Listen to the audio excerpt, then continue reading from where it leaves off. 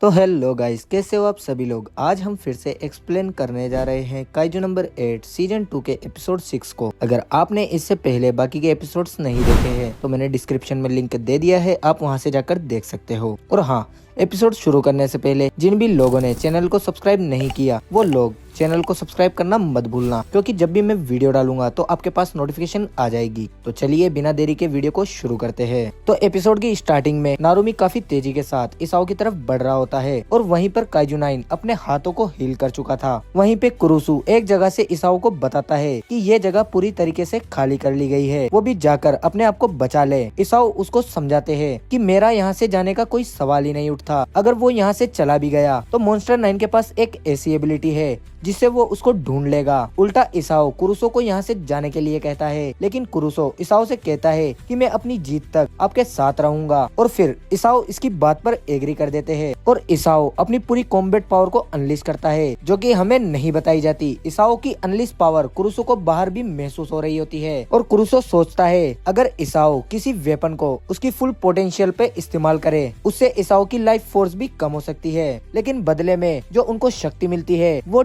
Kaiju जितनी है। तभी इसाओ और काइजू नंबर 9 अपनी पूरी ताकत से एक दूसरे के ऊपर पंच मारते हैं और उस पंच की पावर को कुरुसो भी भांप लेता है कि ये काइजू नंबर 2 की रिलीज फोर्स है। लेकिन हम देखते हैं कि उस अटैक फोर्स की वजह से चीफ का जो दाहिना हाथ था वो भी टूटने लगता है। ये देखकर कुरुसो को यकीन नहीं होता और काइजू नंबर 9 चीफ की पावर को देखकर काफी ज्यादा इम्प्रेस होता है और वो किसी भी हालत में काइजू नंबर 2 की पावर को हासिल करके रहेगा। लेकिन चीफ अपनी पूरी ताकत से उसके पेट पर पंच मारते हैं और जब उसका सर नीचे आता है तो वो अपनी पूरी ताकत से उसके फेस पर मारने लगते हैं, जिससे काइजू नंबर 9 की गर्दन उखड़ जाती है और उसको एहसास होता है कि उसने चीफ को हल्के में लेके बहुत बड़ी गलती करी। काइजू नंबर 9 इसाओ से काफी ज्यादा इम्प्रेस होता है और इसाओ को अपनी पूरी ताकत दिखाने के लिए कहता है और काइजू नंबर 9 अपने धड़ से ही इसाओ के साथ हैंड टू हैंड फाइट करने लगता है। चीफ अपने सिर्फ दाहिने हाथ से ही काइजू नंबर 9 के साथ हैंड टू हैंड फाइट कर रहे थे, इसीलिए चीफ के हाथ पर काफी ज्यादा दबाव पड़ने लगता है। लेकिन चीफ के जो अटैक्स है उनमें वो ताकत नहीं जो कि पहले थी। अब चीफ बूढ़े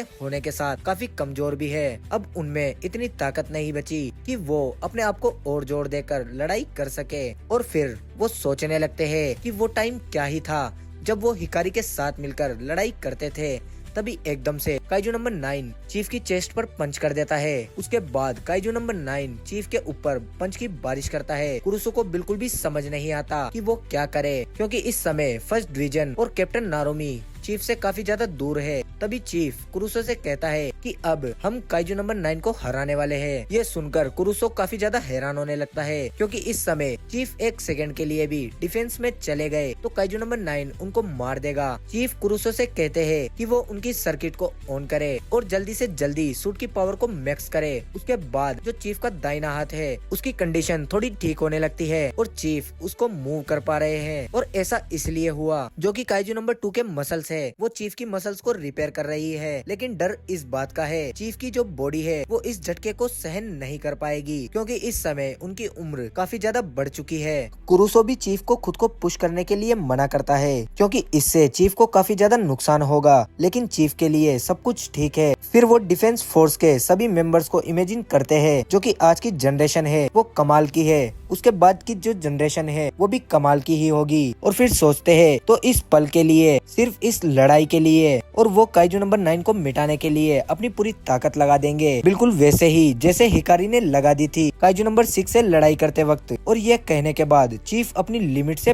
पार आ जाते हैं और जो काइजू नंबर 2 की सूट है उसकी शॉकवेव इसाओ की स्किन से बाहर निकल रही होती है। तभी एकदम से काइजू नंबर 9 चीफ के ऊपर पंच मार देता है, जिसे देखकर कुरुसो हैरान हो जाता है और चीफ उस दिन को याद करते हैं जब शिनोमिया ने सबसे कहा था कि वो डिफेंस फोर्स को ज्वाइन करेगी। किकोरू के बात सुनकर हिकारी को यकीन नहीं होता कि उनकी बेटी डिफेंस फोर्स को ज्वाइन करना चाहती है। इसाओ बताते हैं कि ये तो बस एक नॉर्मल सी बात थी, अगर वो हमारी फैमिली में जन्म ले चुकी है तो इसका मतलब ये है कि उसे ऐसा करना ही था। और इसाओ की बात सुनकर हिकारी उसका मजाक बनाने लगती है और इसाओ बताते हैं कि ये काफी खतरनाक काम है। इसाओ की बात सुनकर हिकारी ठान लेती है अगर किकोरू ने इसी रास्ते को चुना है तो वो उसको ट्रेन करने के लिए अपने दिल को पत्थर का बना लेगी और सरवाइव करने के लिए अपनी पावर्स भी देगी। और इसका मतलब ये है इसाओ को किकोरू का ध्यान रखना है और उसको खूब सारा प्यार और और अटेंशन देनी है, जो कि एक बाप की जिम्मेदारी है। और उस वक्त की हिकारी की बातों को याद कर कर इसाओ और भी ज्यादा रेंज में आ जाता है और काइजू नंबर 9 के हाथों को पकड़कर इस बात का गुस्सा करने लगता है कि उसने एक बाप की जिम्मेदारी नहीं निभाई। कुरुसो स्क्रीन में देखता है इसाओ की बॉडी से सुपर हाई लेवल की इलेक्ट्रोमैग्नेटिक एनर्जी बाहर निकल रही है। कम से कम इसाओ जो काम कर सकता है वो ये है कि वो आने वाले खतरे को खत्म कर दे। और इसाओ की आंखों को देखकर काइजू नंबर 9 काफी ज्यादा डर जाता है, क्योंकि इस वक्त उसकी आंखें काइजू नंबर 2 से कम नहीं लग रही होती। फिर इसाओ अपनी पूरी ताकत से काइजू नंबर 9 के ऊपर पंच मार देता है, ये कहते हुए कि वो भविष्य के सबसे बड़े खतरे को यहीं पर आज अंजाम देगा, ताकि वो उसकी बेटी को दोबारा परेशान ना करे। फिर इसाओ को अपनी किकोरू का वो रोता हुआ चेहरा याद आता है। कुरुसो बताता है कि इस समय इसाओ अपनी लिमिट से पार है। तभी जब ऑफिसर्स और डायरेक्टर्स अपने पीछे देखते हैं तो वहाँ पर एक बहुत बड़ा ब्लास्ट होता है, जिसे देखकर डायरेक्टर को समझने में देरी नहीं लगती कि ये काइजू नंबर 2 का एक स्पेशल ब्लास्ट है। लेकिन इस वक्त तो उसे चीफ की परवाह हो रही है, क्योंकि चीफ ने अपनी इंसानी लिमिट को पार कर दिया है। अब लगता नहीं है कि मॉन्स्टर 9 इसाओ के सामने खड़ा रहने के लायक होगा। जब हम मॉन्स्टर 9 की हालत को देखते हैं तो वो काफी खराब होती है और उसका कोर एरिया बाहर निकल जाता है। लेकिन मॉन्स्टर 9 यहाँ पर अपने पूरे प्लान के साथ आया था। तभी वो अपनी बॉडी का शेप बदल लेता है अपने कोर को डिफेंस करने के लिए। लेकिन तभी वो देखता है इसाओ अपने दूसरे हाथ को चार्ज करके मॉन्स्टर के ऊपर पंच मार देता है। ये देखकर मॉन्स्टर को हैरानी होती है कि एक इंसान अपनी लिमिट के पार जाकर मॉन्स्टर 2 की पूरी ताकत का इस्तेमाल कर रहा है। फिर इसाओ मॉन्स्टर 9 के ऊपर अपना दूसरा पंच मार देता है और उस ब्लास्ट की ताकत इतनी ज्यादा होती है कि वो मॉन्स्टर 9 की बॉडी को चीरकर बिल्डिंग को भी टकरा के पार चली जाती है और कुछ ही वक्त में वो बिल्डिंग टूटकर बिखर जाती है। पंच के प्रेशर से सब जगह धूल उड़ने लगती है और ये सब काफका दूर से भागते हुए देखने लगता है। फिर काफका और नारुमी अपनी पूरी ताकत लगाकर इसाओ की तरफ बढ़ने लगते हैं। कुरुसो खुद को संभालकर जब चीफ को देखता है तो वो सही खड़े होते हैं और काइजू नंबर 9 की बॉडी की काफी खराब हालत होती है। तभी उसकी बॉडी से एक परछाई बाहर आती है और वो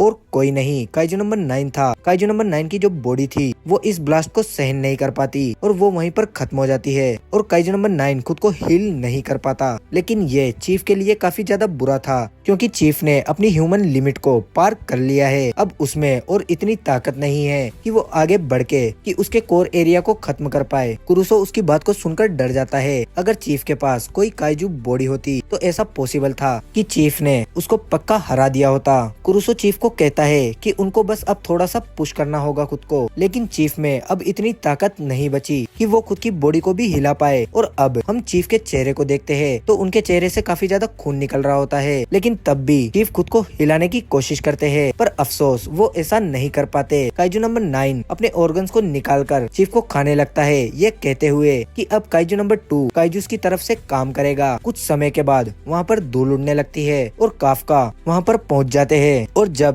वो अपने सामने देखते हैं तो चीफ काइजू नंबर 9 की बॉडी के ऊपर खड़े होते हैं। और इसी के साथ ये एपिसोड यहीं पर खत्म होता है। अगर एपिसोड अच्छा लगा हो तो लाइक और सब्सक्राइब करना मत भूलना, क्योंकि मैंने देखा है आप वीडियो तो देख लेते हो पर सब्सक्राइब नहीं करते, तो सब्सक्राइब करना मत भूलना। और मिलते हैं नेक्स्ट वीडियो में, तब तक के लिए बाय बाय।